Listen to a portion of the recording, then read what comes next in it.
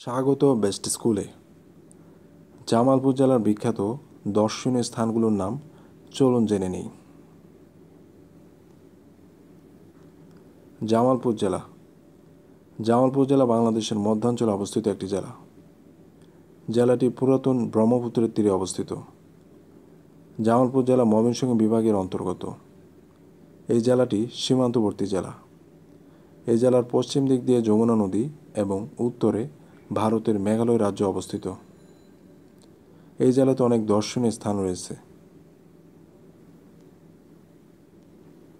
জামালপুর জেলার বিখ্যাত দর্শনীয় স্থান লক্ষ্য করুন: যমুনা সার কারখানা, ঝিল বাংলা সুগার মিল, হজরত শাহজামালের মাজার, হজরত শাহ কামালের মাজার, ফুলকোচা জমিদার কাছারি, তারতাপাড়া নীলকুঠি,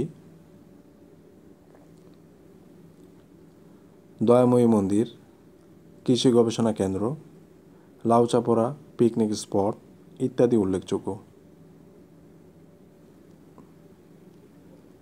জামালপুর জেলার বিখ্যাত। জামালপুর জেলা আনারস, পান, বুড়িমার মিষ্টি ও আজমেরি জিলাপি, সর ভাজা, ছানার পায়েস, ছানার মিষ্টি, গুড় এবং কাঁসার বাসনের জন্য সুখ্যাতি আছে এই জেলার। ভিডিওটি ভালো লাগলে চ্যানেলটি অবশ্যই সাবস্ক্রাইব করুন এবং লাইক করুন। তথ্যচিত্রটি দেখার জন্য